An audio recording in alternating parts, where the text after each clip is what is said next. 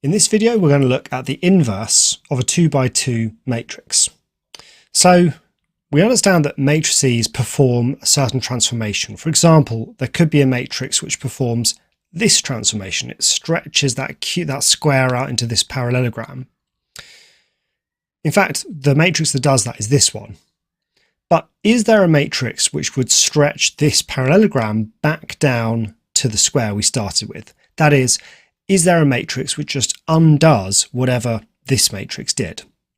Now, mathematically, that's a really important concept because many mathematical operations have inverses. For example, multiplication by 5, we can undo that by just dividing by 5.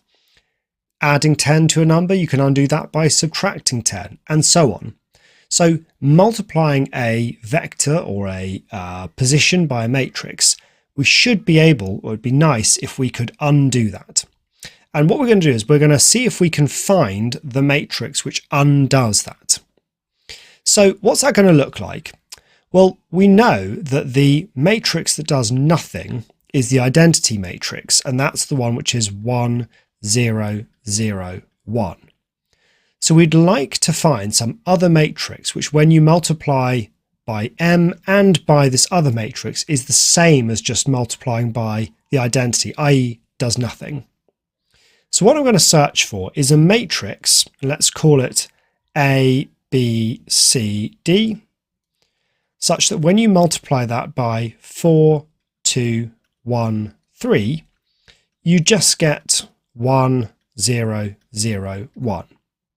So what we're saying is if you act on a point with this matrix and then this one, it's the same as just doing nothing. Remember, this identity matrix is the do nothing matrix. So let's multiply this out. I get A times 4, so 4A plus B. That's the first point. Next I get 2A plus 3B. Then I get 4 times C plus D, and then I get 2 times C plus 3D. So I would like this matrix on the left to be the same as this one over here. Well, that's actually going to lead to some simultaneous equations because, look, I need 4A plus B to equal 1. So 4A plus B needs to equal 1. That's this value has to equal this value. And 2A plus 3B must equal 0. So there's a simultaneous equation that I can solve. Let's just do that on the calculator. So I can just go to Menu, scroll down here to Equation, select Simultaneous Equation, 2 unknowns, just A and B here. And now I just need to say what this equation is. It's in the form, confusingly, they're using A and B for coefficients, and X and Y as the unknowns, but it's 4X plus 1B equals 1. So 4 of our thing plus 1 of the other needs to equal 1, and 2A plus 3B equals 0. And what we get is 3/10 and minus a fifth are the values of A and B respectively. So that is 3/10 and minus a fifth. Okay, but we could also look at this row and say that 4C plus D needs to equal 0, and 2C plus 3D needs to equal 1. And let's solve that on the calculator as well. So I can just go back and change this one to a 0 because it's 4C plus D equals 0, and then 2C plus 3D equals 1. And my values for C and D are minus a tenth and 2/5. So minus a tenth and 2/5. So there's my answer. That's the inverse of M. Let's see if we can spot anything. So I'm going to give this a name, which is M to the minus 1. And I'm going to factorize out a tenth, since that will leave integers only in here. So I pull out a tenth. And what's left? Well, it's 3, minus 2, minus 1, and 4. And now we just need to spot a connection between M and its inverse. And I think you can see some quite obvious patterns. For example, the 3 and the 4 have just swapped over, and the 2 and the 1 have just become negative. And in fact, that's always going to be the case. What about this 1/10? Give you a moment to think. Where does that 1/10 come from?